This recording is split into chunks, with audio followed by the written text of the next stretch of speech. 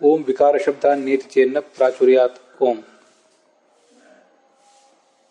ಪ್ರಚುರಾನಂದತ್ವಾಧ್ಯಾನಂದಮಯ ನತು ತದ್ವಿಕಾರಿತ್ವಾತ್ ಅನ್ನಾದೀನಾಂ ಚ ಪ್ರಾಚುರ್ಯಮೇವ. ಈ ಸೂತ್ರಕ್ಕೆ ಸಂಬಂಧಪಟ್ಟಂತೆ ತತ್ವ ಪ್ರದೀಪಕಾರರು ಏನು ಹೇಳ್ತಾರೆ ಅಂತ ಅನ್ನೋದನ್ನು ನಾವು ನೋಡಬೇಕಾಗಿದೆ. ಅದರ ಆರಂಭದಲ್ಲಿ ವಿಕಾರ ಶಬ್ದಾನ್ನೇತಿ ಚೇನ್ನ ಪ್ರಾಚುರ್ಯಾತ್ ಇತ್ಯಾದಿ ಏನಿವೆ ಇತಿ ಶಂಕಾ ಮಾಭೂತ್, ಅದನ್ನು ವಾಕ್ಯನ ಓದಬೇಕಾಗಿಲ್ಲ, ಹಿಂದೆ ಬಂದಿರೋ ಅರ್ಥನೇ ಇದೆ. ಅನ್ನಮಯ ಪ್ರಾಣಮಯ ಇತ್ಯಾದಿ ಶಬ್ದಗಳಿಂದ, ಮುಖ್ಯವಾಗಿ ಆನಂದಮಯ ಎಂಬ ಶಬ್ದದಿಂದ ಈ ಜಡವಾದ ಪ್ರಕೃತಿ ಅಥವಾ ಜಡವಾದ ಪ್ರಕೃತಿಗೆ ಅಭಿಮಾನಿಯಾದಂಥ ಲಕ್ಷ್ಮೀದೇವಿ ಮತ್ತೆ ಯಾರೋ ಅವರೇ ವಾಚ್ಯರಾಗಲಿ, ಭಗವಂತ ಹೇಗೆ ವಾಚ್ಯ ಆಗೋದು? ಅಭಿಮಾನಿತ್ವಾದ ಅನ್ಯೇಷಾಂಶ ಮತ್ತು ಪರಮಾತ್ಮನಃ, ಹೀಗಂತ ಪ್ರಶ್ನೆ ಇದೆ. ಅದಕ್ಕೆ ಪ್ರತಿಯೊಂದು ವಾಕ್ಯವನ್ನು ಓದ್ತಾ ಕೂತ್ಕೊಳ್ಳೋದಿಲ್ಲ. ನಡುವೆ ಅಲ್ಲಿ ಕಾರ್ಯಾಭೇದೇನ ಸತ್ವಾರ್ಥತ್ವಾತ್ ಅಂತ ಹೀಗೇನೋ ಕೆಲವು ಶಬ್ದಗಳು ಕೂಡ ಇದೆ. ಎಲ್ಲ ಅದನ್ನು ಕೂಡ ಏನು ಓದ್ತಾ ಕೂತ್ಕೊಳ್ಳೋದಿಲ್ಲ, ಅದರ ಸಾರಾಂಶವನ್ನು ಮಾತ್ರ ಹೇಳ್ತಾ ಹೋಗ್ತೀನಿ. ಅಂತೂ ಪರಮಾತ್ಮ ವಾಚ್ಯ ಅಲ್ಲ ಅಂತ ಪ್ರಶ್ನೆ. ಇತಿ ಶಂಕಾ ಮಾಭೂತ್, ಹೀಗೆ ಪ್ರಶ್ನೆ ಮಾಡಬೇಡಿ. ಆನಂದಮಯ ಶಬ್ದೇನ ಆನಂದ ಪ್ರಚುರತ್ವ ಹಿ ಉಚ್ಯತೆ. ಅದಕ್ಕೆ ಹೇಳ್ತಾರೆ ಆನಂದಮಯ ಎಂಬ ಶಬ್ದದಿಂದ ಆನಂದ ಪ್ರಚುರನಾದವನೇ ವಾಚ್ಯನಾಗಿದ್ದಾನೆ.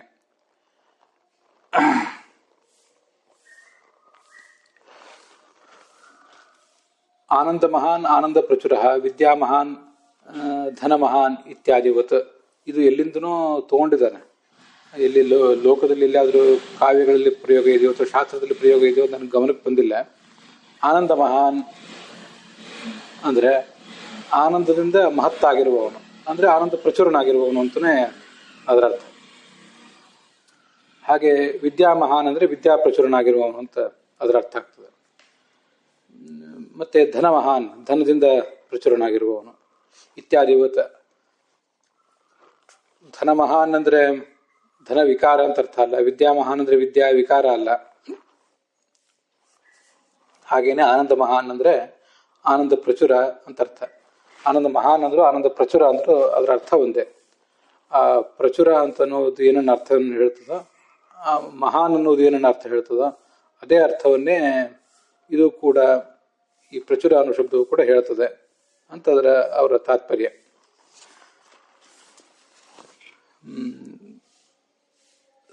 ಸ್ಪಷ್ಟತ್ವಾಯ ಪ್ರಚುರಾನಂದತ್ವಾಧಿ ಆನಂದಮಯ ಇತ್ಯುಕ್ತಂ.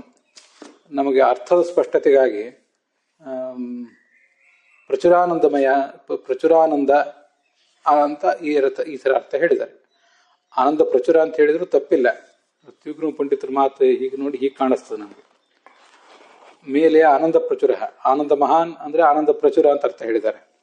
ಕೆಳಗೆ ಸ್ಪಷ್ಟತ್ವಾಯ ಆನಂದ ಪ್ರಚುರಾನಂದತ್ವಾತ್ ಹಿ ಆನಂದಮಯ. ಆಚಾರ್ಯರು ಭಾಷ್ಯದಲ್ಲಿ ಹೇಳುವಾಗ ಪ್ರಚುರಾನಂದತ್ವಾತ್ ಅಂತ ಹೇಳಿದ್ದಾರೆ, ಹೊರತು ಆನಂದ ಪ್ರಚುರ ಅಂತ ಹೇಳಲಿಲ್ಲ. ಆನಂದ ಪ್ರಚುರ ಅಂತಾನೆ ಅರ್ಥ, ಎರಡಕ್ಕೂ ಅರ್ಥ ಒಂದೇ. ಯಾರಿಗಾರು ಅಲ್ಲಿ ಸಂಶಯ ಬರಬಾರ್ದು, ಸ್ಪಷ್ಟತೆ ಇರಲಿ ಅನ್ನೋ ದೃಷ್ಟಿಯಿಂದ ಆನಂದ ಪ್ರಚುರ ಅಂತ ಹೇಳಿದ್ರೆ ಪ್ರಚುರಾನಂದ ಅಂತ ಹೀಗೆ ಹೇಳಿದ್ದಾರೆ. ಅದನ್ನೇ ಪ್ರಚುರಾನಂದತ್ವಮೇವ ಆನಂದ ಪ್ರಚುರತ್ವಂ. ಹಿಂದೆ ನಾವು ತತ್ವ ಪ್ರಕಾಶಿಕ ನೋಡುವಾಗ ಅಲ್ಲಿ ಅಭಿನವ ಚಂದ್ರಿಕಾ ಟಿಪ್ಪಣಿಯಲ್ಲಿ ಬಂದದ್ದು, ಸುಧಾದಲ್ಲಿ ಬಂದಂಥ ಕೆಲವು ವಿಷಯಗಳನ್ನು ಗಮನಿಸಿದ್ದೀವಿ. ಪ್ರಚುರಾನಂದ ಅಂತ ಹೇಳಿದ್ರು, ಆನಂದ ಪ್ರಚುರ ಅಂತ ಹೇಳಿದ್ರು, ಯಾವುದೇ ರೀತಿಯಾದ ವ್ಯತ್ಯಾಸವೂ ಆಗೋದಿಲ್ಲ. ಯಾರಿಗಾರು ಕೆಲವರಿಗೆ ಸಂಶಯ ಬಂದಿತ್ತಷ್ಟೆ, ಬರಲೇಬೇಕು ಅಂತೇನಿಲ್ಲ. ನಹಿ ಅಲ್ಪ ಆನಂದ ಮಹಾನ್ ಆನಂದ ಮಹಾನ್ ಭವತಿ. ಯಾರು ಅಲ್ಪಾನಂದ ಉಳ್ಳವನಾಗಿದ್ದಾನೋ ಅವನೆಂದೂ ಕೂಡ ಆನಂದ ಮಹಾನ್ ಆಗುವುದಿಲ್ಲ. ಭಗವಂತ ಆನಂದ ಮಹಾನ್ ಆಗಿದ್ದಾನೆ ಅಂತಂದ್ರೆ ಅವನು ಆನಂದ ಪ್ರಚುರ ಆಗಿದ್ದಾನೆ ಅಂತಲೇ ಅದರ ತಾತ್ಪರ್ಯ ಆಗ್ತದೆ. ಈ ತತ್ವಪ್ರದೀಪಕ್ಕೆ ಸಂಬಂಧಪಟ್ಟಂತೆ ಗೋವಿಂದಾಚಾರ್ಯ ತತ್ವಚಂದ್ರಿಕಾ ಇದೆಯಲ್ಲ, ಅದರಲ್ಲಿ ಈ ಕೋಶಗಳ ಬಗ್ಗೆ ಒಂದು ವಿವರಣೆ ಕೊಟ್ಟಿದ್ದಾರೆ. ನಾವು ಅವ್ರ ಪ್ರವಚನದಲ್ಲಿ ಹೇಳಿದ್ದನ್ನು ಬೇಕಾದಷ್ಟು ನಾವು ನೀವೆಲ್ಲ ಕೇಳೇ ಇದ್ದೀವಿ. ಒಂದಿಷ್ಟು ವಿವರಣೆ ಅವರು ಕೋಶದಲ್ಲಿ ಬಂದಿರುವುದನ್ನ ಕೊಟ್ಟಿದ್ದಾರೆ. ಅದನ್ನು ಒಂದಿಷ್ಟು ಈಗ ನೋಡೋಣ. ತಥಾಹಿ ಪೃಥ್ವೀ ಚ ಆಪಶ್ಚ ಅನ್ನಮಯ ಕೋಶ. ಪೃಥ್ವಿ ಮತ್ತು ಅಪ್ ಇವೆರಡು ಸೇರಿ ಅನ್ನಮಯ ಕೋಶ ಅಂತ ಕರೆಸ್ಕೊಳ್ತವೆ. ಅಗ್ನಿ, ವಾಯು, ಆಕಾಶ ಇವು ಮೂರು ಪ್ರಾಣಮಯ ಕೋಶ ಅಂತ ಕರೆಸ್ಕೊಂಡಿವೆ. ಮತ್ತೆ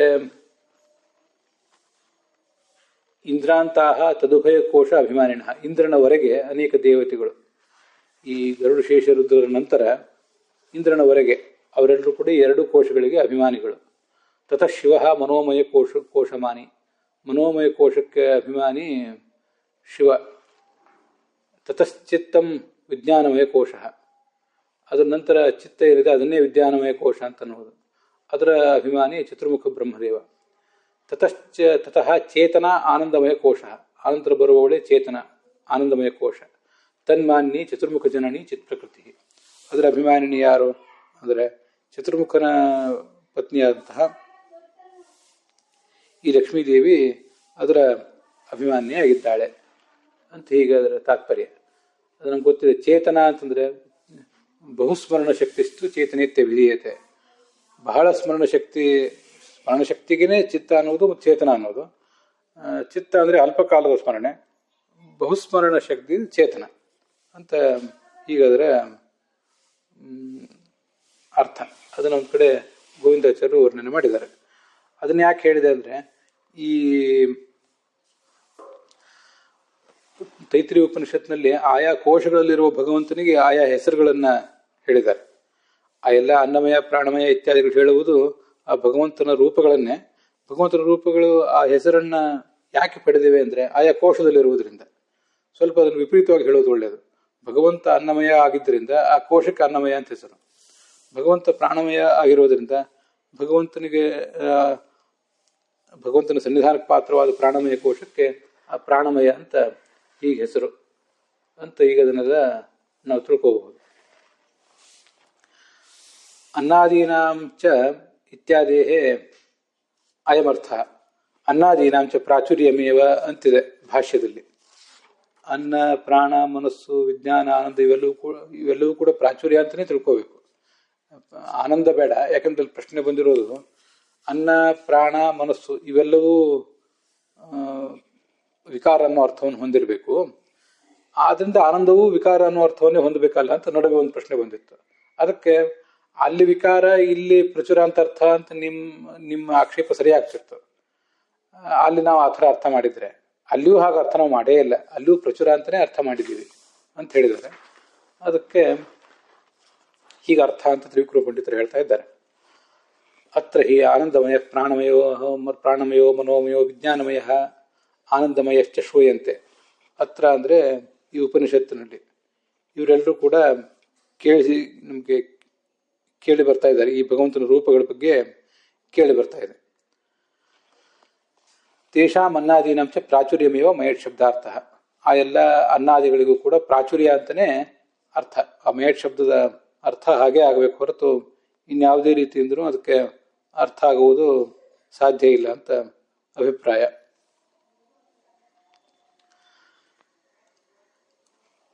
ಆ ತೈತ್ರಿಯ ಉಪನಿಷತ್ತಿನಲ್ಲೇ ಬಂದದನ್ನು ನಾವು ಹೀಗೆ ಗಮನಿಸಿದರೆ ಅದರ ಪೂರ್ಣ ಹಿಂದೂ ಮುಂದೆಲ್ಲ ಗಮನಿಸಿ ಅಂತ ಹೇಳ್ತಾ ಇದ್ದಾರೆ. ಅದ್ಯತೇತ್ಯಚ ಭೂತಾನಿ ತಸ್ಮಾದನ್ನಂ ತದುಚ್ಯತೆ ಇತಿ ಅನ್ನ ಶಬ್ದ ವ್ಯಾಖ್ಯಾನಾತ್ ಭೂತ ಅದ್ಯತ್ವ ಭೂತಾತೃತ್ವಾಚ ಅನ್ನಂ. ಭಗವಂತ ಅನ್ನ ಯಾಕೆ ಅಂದರೆ ಉಪನಿಷತ್ತು ಹೀಗಿದೆ. ಆದ್ದರಿಂದ ಭೂತ ಅದ್ಯತ್ವ, ಎಲ್ಲ ಭೂತಗಳಿಂದ ಅವನು ತಿನ್ನಲ್ಪಟ್ಟಿದ್ದಾನೆ, ಅಂದರೆ ಉಪಜೀವಿಸಲ್ಪಟ್ಟಿದ್ದಾನೆ, ಮತ್ತು ಎಲ್ಲ ಭೂತಗಳನ್ನು ಆತ ಸಂಹರಿಸ್ತಾನೆ ಪ್ರಳಯ ಕಾಲದಲ್ಲಿ. ಆದ್ದರಿಂದ ಅವನನ್ನು ಅನ್ನ ಅಂತ ಹೇಳಬೇಕು.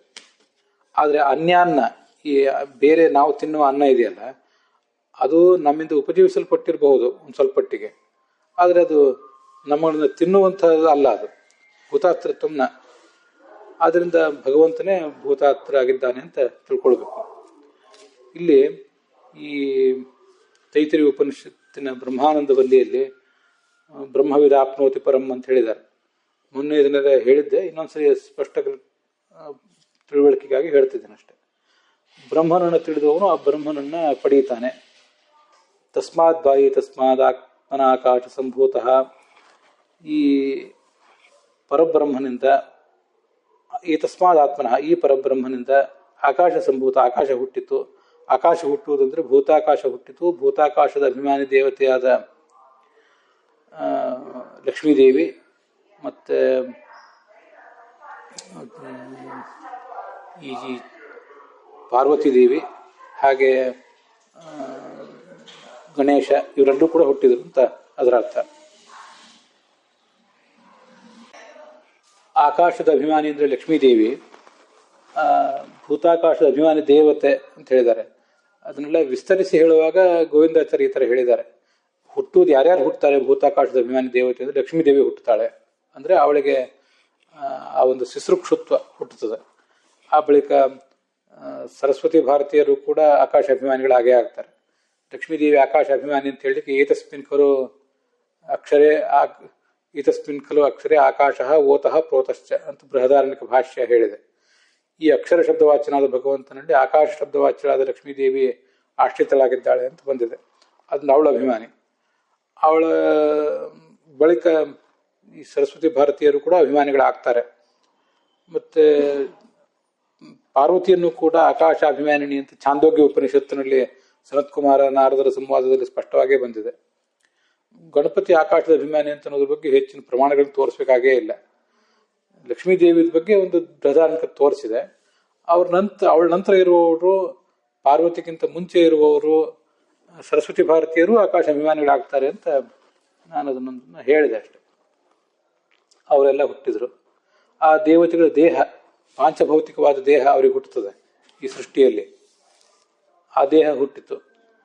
ಮತ್ತೆ ಆ ಮೂವರಲ್ಲಿ ಅಂತರ್ಗತನಾದಂತಹ ಭಗವಂತನ ಒಂದು ರೂಪ, ಇಷ್ಟೆಲ್ಲ ಹುಟ್ಟುತ್ತದೆ. ಆಕಾಶ ಹುಟ್ಟುವುದು ಅಂದರೆ ಆತ್ಮದಿಂದ ಆಕಾಶ ಹುಟ್ಟುವುದು ಅಂದರೆ ಈ 4 ಹುಟ್ಟುತ್ತಾವೆ ಒಟ್ಟು ಕೂಡ.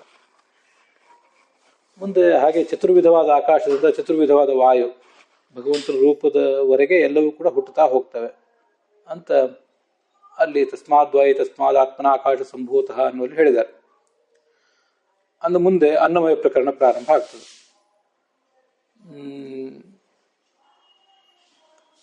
ಸವಾಯೇಷ ಪುರುಷೋನ್ನರ ಸಮಯ ತಸ್ಯೇತಮೇವ ಶಿರಃ ಅಯಂ ದಕ್ಷಿಣ ಪಕ್ಷ ಅಯಂ ಉತ್ತರ ಪಕ್ಷ ಅಯಮಾತ್ಮ ಇದಂ ಪುಚ್ಛಂ ಪ್ರತಿಷ್ಠಾ ಅಂತ ಹೀಗೆ ಅನ್ನಮಯ ಪ್ರಕರಣ ಪ್ರಾರಂಭ ಕಾಣ್ತದೆ. ಇವನು ಅನ್ನರಸಮಯನಾಗಿದ್ದಾನೆ ಅಂತ. ಅನ್ನರಸಮಯ ಆಗಿದ್ದಾನೆ ಅಂತ ಅನ್ನೋದಕ್ಕೆಲ್ಲ ಹೀಗೆ ಅರ್ಥ ಮಾಡಿದ್ದಾರೆ. ಪುರುಷ ಅಂದರೆ ವಾಸ್ತವಿಕವಾಗಿ ಪುರುಷ ದೇಹ. ಹೀಗೆ ಪೂರ್ವ ಪಕ್ಷ ಮಾಡುವವರೆಲ್ಲ ಪ್ರಶ್ನೆ ಮಾಡುವಾಗ ಪುರುಷ ಅಂದರೆ ಪುರುಷ ದೇಹ ಅಂತ ಅರ್ಥ ಮಾಡ್ತಾರೆ. ಅಲ್ಲಿ ಪುರುಷ ಅಂದರೆ ಈ ಜೀವ ಇದ್ದಾನಲ್ಲ, ಜೀವನೇ ಅನ್ನಮಯ ಕೋಶ ಅಂತ ಯಾರೂ ಪ್ರಶ್ನೆ ಮಾಡಿರೋದಿಲ್ಲ. ಪ್ರಶ್ನೆ ಮಾಡುವ ತಾತ್ಪರ್ಯನೂ ಕೂಡ ಜೀವನ ದೇಹ ಅಂತಾನೆ. ಅದರಲ್ಲೇ ಭಾವದೀಪ ಟಿಪ್ಪಣಿಯಲ್ಲಿ 429ನೇ ಪುಟದಲ್ಲಿ ಪುರುಷ ಅಂದರೆ ಜೀವಚ್ಛರೀರೇತ್ಯರ್ಥ, ಬದುಕಿರುವ ಶರೀರ, ಜೀವಚ್ಛರೀರ ಅಂತಿದೆ, ಅಥವಾ ಜೀವನ ಶರೀರ ಅಂತ ಇದರ ಅರ್ಥ ಆಗ್ಬೋದು. ಆದ್ರಿಂದ ಸವಾಯೇಷ ಪುರುಷೋನ್ ರಸಮಯ ಅನ್ನೋ ಶಬ್ದಕ್ಕೆ ಏನರ್ಥ ಅಂತ ಪ್ರಶ್ನೆ ಬಂದ್ರೆ, ಈ ಸಹ ಅಂತಿದೆ. ಸಹ ಅಂದ್ರೆ ಹಿಂದೆ ಪ್ರಕೃತನಾದವನು. ಯಾಕೆ ಪ್ರಕೃತ ಅಂದ್ರೆ ಈ ಆಕಾಶ ಇತ್ಯಾದಿ ಶಬ್ದಗಳಿಂದ ಮುಖ್ಯವಾಚ್ಯನಾದವನಾದ್ರಿಂದ ಅವನು ಪ್ರಸ್ತುತನಾದವನು. ಮತ್ತೆ ಅನ್ನರಸಮಯ ಅಂತ ಭಗವಂತನನ್ನು ಹೇಳುವುದು ಹೇಗೆ? ಅನ್ನರಸಮಯ ಅಂತ ಜೀವನನ್ನೇ ಹೇಳಲಿಕ್ಕೆ ಸಾಧ್ಯ ಇಲ್ಲ, ಭಗವಂತನನ್ನು ಹೇಳುವುದು ಹೇಗೆ? ದೇಹವೇ ಆಗಬೇಕಲ್ಲ ಅಂತ ಪ್ರಶ್ನೆ ಬಂದಿರ್ತದೆ ನಮಗೆ. ಅದಕ್ಕೆ ಅನ್ನಮಯ ಕೋಶ ಅನಿಸಿರುವ ಪ್ರಾಕೃತ ಅನ್ನ ವಿಕಾರವಾದ ಜೀವದೇಹ, ಜೀವನೂ ಅಲ್ಲ ಜೀವದೇಹ. ಆ ಜೀವದೇಹದಲ್ಲಿ ಪುರುಷ ನಾಮಕನಾಗಿ ಅನಿರುದ್ಧ ರೂಪದ ಭಗವಂತ ಇದ್ದಾನೆ. ಅವನು ಅನ್ನರಸಮಯ ಶಬ್ದ ವಾಚ್ಯನಾಗಿದ್ದಾನೆ ಅಂತ ಹೀಗಾದ್ರೆ ತಾತ್ಪರ್ಯ. ಇಲ್ಲಿ ಅನ್ನರಸಮಯ ಅನ್ನೋ ಶಬ್ದದಿಂದ ಜೀವನ ದೇಹವನ್ನೇ ನಾವು ತಿಳ್ಕೊಂಡ್ರೆ ಅದು ಸವಾಯೇಷ ಅಂತ ಹಿಂದಿಂದಕ್ಕೆ ಹೊಂದಾಣಿಕೆ ಆಗೋದು ಹೇಗೆ? ಆತ್ಮನಿಂದ ಆಕಾಶ ಹುಟ್ಟಿತು ಅಂತಿದೆ. ಈ ಜೀವರಸ ಸಮಯವಾದ ಈ ದೇಹದಿಂದ ಅದೇನು ಆಕಾಶ ಹುಟ್ಟೋದು? ನಿಮ್ಮ ದೇಹದಿಂದ ಆಕಾಶ ಹುಟ್ಟುವುದೇನು? ಜಲ ಹುಟ್ಟುವುದೇನು? ಏನೂ ಹುಟ್ಟಲಿಕ್ಕೆ ಸಾಧ್ಯ ಇಲ್ಲ. ಸಹ ಅಂತ ಹಿಂದೆ ಪ್ರಸ್ತುತ ಆಗಿದೆಯಲ್ಲ, ಅದನ್ನು ವಿಚಾರ ಮಾಡಬೇಕು. ಹಿಂದೆ ನೋಡಿದ್ದೀವಿ, ಮತ್ತಷ್ಟು ಸ್ಪಷ್ಟತೆಗೋಸ್ಕರ ಅದನ್ನು ಹೇಳ್ತಿದ್ದೇನೆ ಅಷ್ಟೆ. ಸವಾಯೇಷ ಅಂತ ಬಂದಿರೋದ್ರಿಂದ ಹಿಂದೆ ಬಂದಿರೋನನ್ನೇ ತಗೊಳ್ಬೇಕು. ಅವನಿಗೆ ಇದೇ ಶಿರಸ್ಸು, ಅನ್ನಮಯ ಕೋಶದ ಶಿರಸ್ಸೇ ಅವನ ಶಿರಸ್ಸು. ನಮ್ಮ ದೇಹ ಇದೆಯಲ್ಲ, ನಿಮ್ಮ ದೇಹ ಇದು ಅನ್ನಮಯ ಕೋಶ. ಈ ಶಿರಸ್ಸೇ ಅವನ ಶಿರಸ್ಸು ಕೂಡ ಹೌದು. ಈ ನಮ್ಮ ಶಿರಸ್ಸಿನಲ್ಲಿ ಅವನ ಶಿರಸ್ಸಿದೆ, ಅನ್ನಮಯ ರೂಪದ ಶಿರಸ್ಸಿದೆ. ಈ ದೇಹದ ಬಲಭುಜವೇ ಅವನ ಬಲಭುಜ, ಈ ದೇಹದ ಎಡಭುಜವೇ ಅವನ ಎಡಭುಜ. ಈ ಜೀವ ದೇಹದ ನಮ್ಮ ಈ ಭೌತವಾದ ದೇಹ ಏನಿದೆ ಅದರ ಮಧ್ಯ ದೇಹವೇ ಅವನ ಮಧ್ಯ ದೇಹ. ಈ ಜೀವ ದೇಹದ ಪಾದಗಳೇ ಅವನ ಪಾದಗಳು ಅಂತ ಹೀಗೆಲ್ಲ ಬಂದಿದೆ. ಅದಾದ್ಮೇಲೆ ಮುಂದೆ ಅನ್ನಾದ್ವೈ ಪ್ರಜಾ ಪ್ರಜಾಯಂತೆ ಹೀಗೆಲ್ಲ ಬಂದಿದೆ. ಈಗ ನೋಡಿ ತ್ರಿವಿಕ್ರಮ ಪಂಡಿತರ ಮಾತಿನಲ್ಲಿ ಈ ಪ್ರಾಣಂ ದೇವ ಅನುಪ್ರಾಣಂತೆ ಮನುಷ್ಯ ಪಶವಶ್ಚಯೇ ಇತಿ ಸರ್ವ ಪ್ರಾಣನ ಹೇತುತ್ವಂಚ ಅಂತ ಹೀಗೆಲ್ಲ ಬಂದಿದೆ. ಅದಕ್ಕಿಂತ ಮುಂಚೆ ಬಂದಿರೋ ಕೆಲವು ವಾಕ್ಯಗಳನ್ನು ಓದ್ತೀನಿ ಅಷ್ಟೆ. ಅನ್ನದಿಂದ ಪ್ರಜೆಗಳು ಹುಟ್ಟುತ್ತವೆ. ಅನ್ನದಿಂದ ಪ್ರಜೆಗಳು ಹುಟ್ಟಬೇಕಾದ್ರೆ ಅದು ಯಾವ ಅನ್ನ ಆಗಿರ್ಬೇಕು? ನಾವು ತಿನ್ನುವ ಅನ್ನದಿಂದ ಪ್ರಜೆಗಳು ಹುಟ್ಟುತ್ತವೆ ಅಂತನೂ ಸರಿ, ಕೊನೆಗೆ ಅನ್ನದಲ್ಲೇ ಹೋಗಿ ಸೇರ್ತವೆ ಅಂತದೆ. ಅಥೈನದಪಿ ಅಂತ್ಯತಃ ಅಂತ. ಅನ್ನಂ ಹಿ ಭೂತಾನಾಂ ಜ್ಯೇಷ್ಠಂ, ಎಲ್ಲಾ ಪ್ರಾಣಿಗಳಲ್ಲಿಯೂ ಅನ್ನ ಜ್ಯೇಷ್ಠ ಅಂತಿದೆ. ನಾವು ತಿನ್ನುವ ಅನ್ನ ಆಹಾರ ಇದು ಜ್ಯೇಷ್ಠ ಆಗೋದು ಹೇಗೆ? ಈ ಅನ್ನಂ ಬ್ರಹ್ಮೋಪಾಸತೆ, ಅನ್ನವನ್ನು ಬ್ರಹ್ಮ ಅಂತ ಯಾರು ಉಪಾಸನೆ ಮಾಡ್ತಾರೆ ಅವರು ಎಲ್ಲ ಅನ್ನವನ್ನು ಪಡಿತಾರೆ ಅಂತಿದೆ. ಇಲ್ಲಿ ಅನ್ನ ನಾವು ತಿನ್ನುವ ಅನ್ನವನ್ನೇ ಬ್ರಹ್ಮ ಅಂತ ಉಪಾಸನೆ ಮಾಡುವುದಲ್ಲ, ತಿನ್ನುವ ಅನ್ನದಲ್ಲಿ ಬ್ರಹ್ಮ ಇದ್ದಾನೆ ಅಂತ ಉಪಾಸನೆ ಮಾಡಬಹುದು ಬೇಕಾದ್ರೆ. ಅನ್ನಂ ಹಿ ಭೂತಾನಾಂ ಜ್ಯೇಷ್ಠಂ ಮತ್ತೊಂದ್ಸರಿ ಬಂದಿದೆ. ಅನ್ನಾದ್ ಭೂತಾನಿ ಜಾಯಂತೆ ಅದ್ಯತೆ ಜಾತಾನಿ ಅನ್ನೇನ ವರ್ತಂತೆ ಅದ್ಯತೆ ಇತ್ತೀಚ ಭೂತಾನಿ ತಸ್ಮಾದ್ ಅನ್ನಂ ತದುಚ್ಯತೆ ಇತಿ. ಅದನ್ನೇ ನಹಿ ಅನ್ಯ ಅನ್ನಸ್ಯ, ಅನ್ಯ ಅಂದ್ರೆ ನಾವು ತಿನ್ನುವ ಅನ್ನ, ಬೇರೆ ಅನ್ನ, ಅದು ಯಾವ ಕಾರಣಕ್ಕೂ ಕೂಡ ಎಲ್ಲರನ್ನೂ ತಿನ್ನುವಂಥದ್ದಲ್ಲ ಅದು ಅಂತ ಅದರ ತಾತ್ಪರ್ಯ. ಮುಂದೆ ಪ್ರಾಣಮಯನ ಬಗ್ಗೆ ಹೇಳ್ತಾರೆ. ತಸ್ಮಾದ್ ವಯೇ ತಸ್ಮಾದ್ ಅನ್ನರ ಸಮಯಾತ್ ಅನ್ಯೋಂತರ ಆತ್ಮ ಪ್ರಾಣಮಯ ಅಂತ. ಪ್ರಾಣೋ ಹಿ ಭೂತಾನಾಮಾಯು, ಈ ಪ್ರಾಣಂ ದೇವ ಅನುಪ್ರಾಣಂತಿ ಮನುಷ್ಯ ಪಶವಶ್ಚಯೇ ಅಂತ ಹೀಗೆಲ್ಲ ಮುಂದಿನ ವಾಕ್ಯಗಳು ಅಲ್ಲೇ ತೈತಿರಿಯ ಉಪನಿಷತ್ತಿನಲ್ಲಿ ಬೇರೆ ಬೇರೆ ಕಡೆ ಬರ್ತವೆ. ಆ ಪ್ರಾಣಮಯ ಪ್ರಕರಣದಲ್ಲಿ ಈ ಪ್ರಾಣಂ ಬ್ರಹ್ಮೋಪಾಸತೆ ಪ್ರಾಣೋ ಹಿ ಭೂತಾನಾಮಾಯು, ಪ್ರಾಣ ಅಂತನ್ನುವುದು ಎಲ್ಲ ಭೂತಗಳಿಗೂ ಆಯು ಅಂತ ಬಂದಿದೆ. ನಾವು ಉಸಿರಾಡಿಸುವ ಗಾಳಿಯೇ ಎಲ್ಲರಿಗೂ ಆಯು ಏನಲ್ಲ. ನಮಗೆ ಗಾಳಿ ಬೇಕು, ನೀರು ಬೇಕು, ಎಲ್ಲವೂ ಬೇಕು. ಅದರಿಂದ ಎಲ್ಲ ಕಡೆನೂ ಕೂಡ ಪ್ರಾಣ ಶಬ್ದ ವಾಚನಾದ ಭಗವಂತನೇ ಅದಕ್ಕೆ ವಾಚಕ ಅಂತ ನಾವು ತಿಳಿದುಕೊಳ್ಬೇಕು. ಕೆಲವು ನೋಡಿ ನಮಗದು ನೆನಪಿರೋದಿಲ್ಲ. ತೈತಿರಿಯ ಉಪನಿಷತ್ತಿನ ಬ್ರಹ್ಮಾನಂದವಲ್ಲಿಯಲ್ಲಿ ಕೆಲವು ವಾಕ್ಯ ಇದೆ. ಈ ಪ್ರಾಣಂ ದೇವ ಅನುಪ್ರಾಣಂತೆ ಅನ್ನೋದು ಭೃಗುವಲ್ಲಿಯಲ್ಲಿ ಮುಂದೆ ಇರುವ ಸಾಧ್ಯತೆ ಇದೆ. ನಮಗದು ನೆನಪಿರೋದಿಲ್ಲ. ಇಲ್ಲಿ ತೈತಿರಿಯ ಉಪನಿಷತ್ತಿನ ಬ್ರಹ್ಮಾನಂದವಲ್ಲಿ ಇಟ್ಕೊಂಡು ನಾನು ನಿಮ್ಮ ಎದುರಿಗೆ ಓದ್ತಿದ್ದೀನಿ ಅಷ್ಟೆ. ಕೆಲವು ಮುಂದೆ ಭೃಗುವಲ್ಲಿಯಲ್ಲಿ ಬರ್ತವೆ ಅನ್ನೋದು ನಿಮಗೆ ನೆನಪಿರಲಿ. ಅವನು ಈ ಅನ್ನಂ ಬ್ರಹ್ಮ ಅಂತ ತಿಳ್ಕೊಂಡ, ಅದಲ್ಲ ಅಂತ ಗೊತ್ತಾಯ್ತು, ಕೊನೆಗೆ ಮುಂದೆ ಹೋದ ಅಂತ ಅನೇಕ ಹಂತಗಳನ್ನು ಹೇಳ್ತಾರೆ ಅಲ್ಲಿ. ಇತಿ ಸರ್ವ ಪ್ರಾಣನ ಹೇತುತ್ವಂಚ ಬ್ರಹ್ಮಣ ಅನ್ಯಸ್ಯ ನ ಯುಜ್ಯತೆ. ಸರ್ವರಿಗೂ ಚೇಷ್ಟೆಯನ್ನು ಮಾಡಿಸುವವನು ಯಾರು? ಭಗವಂತ.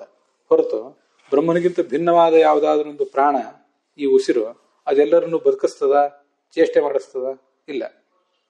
ಯಥೋ ವಾಚೋ ನಿವರ್ತಂತೆ ಇತ್ಯಾದಿ ಮನೋಮಯಸ್ಯ ಉಚ್ಯಮಾನಂ ವಾಂಗ್ಮನಸ ಅಗೋಚರತ್ವಂಚ ನ ಅನ್ಯಸ್ಯ ಯುಜ್ಯತೆ. ನಾವು ತಿನ್ನುವ ಅನ್ನ ಇದು ಯಥೋ ವಾಚೋ ನಿವರ್ತಂತೆ ಅಪ್ರಾಪ್ಯ ಮನಸ ಸಹ ಅನ್ನೋ ಮಾತಿನಿಂದ ಪ್ರತಿಪಾದ್ಯನ. ಮಾತಿಗೆ ನಿಲ್ಕೋದಿಲ್ಲ, ಶಬ್ದಕ್ಕೆ ನಿಲ್ಕೋದಿಲ್ಲ, ಮನಸ್ಸಿಗೆ ನಿಲ್ಕೋದಿಲ್ಲ ಅಂತ ಇದಲ್ಲ. ಅದರಿಂದ ವಾಂಗ್ಮನಸ ಅಗೋಚರತ್ವ ಅವೆರಡಕ್ಕೂ ಅಗೋಚರ ಆಗಿರುವುದು ಈ ಬ್ರಹ್ಮನೇ ಆಗಬೇಕು. ಅದು ಬ್ರಹ್ಮನ ಮನೋಮಯ ರೂಪವೇ ಆ ಥರ ಆಗಬೇಕು. ವಿಜ್ಞಾನಂ ಯಜ್ಞಂ ತನುತೆ ಕರ್ಮಾಣಿ ತನುತೆ ಪಿಚ ಇತ್ಯಾದಿನ ಕರ್ಮಕರಣ ಹೇತುತ್ವ ಸರ್ವದೇವ ಉಪಾಸ್ಯತ್ವಂಚ. ಇದನ್ನು ಎಲ್ಲ ಗಮನಿಸಿದರೆ ವಿಜ್ಞಾನವೇ ಯಜ್ಞವನ್ನು ಮಾಡ್ತದೆ ಮತ್ತು ಕರ್ಮವನ್ನೂ ಮಾಡ್ತದೆ. ವಿಜ್ಞಾನಂ ದೇವಾಸರ್ವೇ, ಆ ವಿಜ್ಞಾನವನ್ನೇ ಎಲ್ಲ ದೇವತೆಗಳು ಉಪಾಸನೆ ಮಾಡ್ತಾರೆ ಅಂತ ಹೀಗೆಲ್ಲ ಥರ ಬಂದಿದೆ. ಇದೆಲ್ಲ ನಾವು ನೋಡುವ ಯಾವುದೋ ವಿಜ್ಞಾನಮಯ ಕೋಶ ಇತ್ಯಾದಿಗಳು ಅದು ಕರ್ಮವನ್ನು ಮಾಡಿಸ್ತದೆ ನಮ್ಮ ಕೈಯಿಂದ. ಎಲ್ಲ ದೇವತೆಗಳಿಂದ ಅದು ಉಪಾಸ್ಯವಾಗಿದೆಯಾ? ಅದೇನೋ ಆ ಥರ ಉಪಾಸ್ಯವಾಗಿಲ್ಲ. ಅದರಿಂದ ಅದು ಈ ಥರ ಎಲ್ಲ ಸರ್ವ ದೇವತೆಗಳಿಂದ ಉಪಾಸ್ಯ ಆಗಿರುವುದು, ನಮ್ಮ ಕಡೆಯಿಂದ ಎಲ್ಲ ಕೆಲಸಗಳನ್ನು ಮಾಡಿಸುವುದು ಅಂದರೆ ಅದೆಲ್ಲವೂ ಕೂಡ ಭಗವಂತನ ರೂಪಗಳೇ ಆಗಿರಬೇಕು. ಇಲ್ಲದೆ ಹೋದರೆ ಅದು ಸಾಧ್ಯ ಇಲ್ಲ ಅಂತ ಅದರ ತಾತ್ಪರ್ಯ.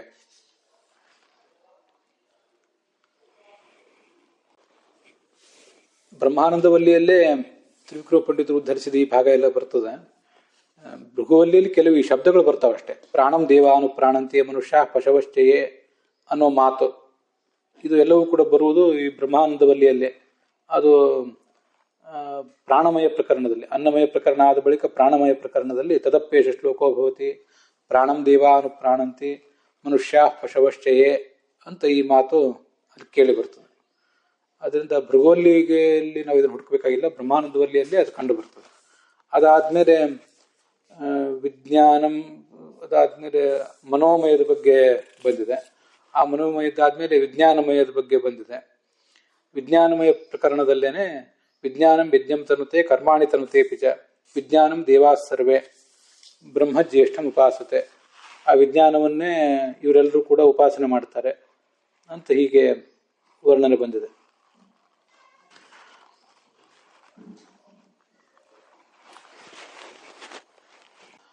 ಅತಃ ಪಂಚಸ್ವಪಿ ಪ್ರಾಚುರ್ಯಮಯೋ ಮಯಟ್ ಶಬ್ದಾರ್ಥ. ಆದ್ರಿಂದ 5 ಕಡೆನೂ ಕೂಡ ಅನ್ನಮಯ, ಪ್ರಾಣಮಯ, ಮನೋಮಯ, ವಿಜ್ಞಾನಮಯ, ಆನಂದಮಯ ಅನ್ನುವ 5 ಕಡೆನೂ ಕೂಡ ಮಯಟ್ ಅನ್ನೋ ಮಯಟ್ ಎಂಬ ಶಬ್ದಕ್ಕೆ ಪ್ರಾಚುರ್ಯ ಅಂತಲೇ ಅರ್ಥ. ಅದನ್ನೇ ಯಜುಸ್ಸಂಹಿತ ಅನ್ನೋ ಒಂದು ವಾಕ್ಯ, ಅದು ಇದೆಲ್ಲ ಉಪನಿಷತ್ತಿಗೆ ಭಾಷ್ಯ ಆಚಾರ್ಯ ಬರೆದಿರುವಾಗ ಉದ್ಧರಿಸಿರುವಂತಹ ಶ್ಲೋಕಗಳು. ಅತೃತ್ವ ಸರ್ವಭೂತಾನಾಂ ಅನ್ನಮಿತ್ಯುಚ್ಯತೆ ಹರಿಹಿ. ಭಗವಂತನಿಗೆ ಅನ್ನ ಅಂತ ಯಾಕೆ ಕರೀತಾರೆ ಅಂದರೆ ಅವನು ಅತ್ರ ಆಗಿರೋದ್ರಿಂದ, ಎಲ್ಲರನ್ನೂ ತಿಂತಾ ಇರೋದ್ರಿಂದ. ಸರ್ವಭೂತಾನಾಂ ಅನ್ನಮಿತ್ಯುಚ್ಯತೆ ಉಪಜೀವಿಶ್ಚ ಭೂತಾನಾಂ, ಅವನು ಎಲ್ಲ ಜೀವಿಗಳಿಗೂ ಉಪಜೀವಿನೂ ಕೂಡ ಆಗಿದ್ದಾನೆ. ಇತಿಚ ಅನ್ನಂ ಜನಾರ್ದನ, ಈ ಕಾರಣದಿಂದ ಅವನನ್ನ ಅನ್ನ ಅಂತ ಹೀಗೆ ವರ್ಣನೆ ಮಾಡ್ತಾರೆ. ಇದರ ತಸ್ಮಾತ್ ನೇದಂ ಪ್ರಸಿದ್ಧಾನ್ನಂ ಕುತಃ ಅಂತಿದೇನು ಬಂದಿದೆ ಅದನ್ನ ಮುಂದಿನ ಭಾಗದಲ್ಲಿ ನೋಡೋಣ. ಅಲ್ಲಿಗೆ ಇವತ್ತಿನ ಈ ಭಾಗ ಸಮಾಪ್ತ ಆಗಿದೆ.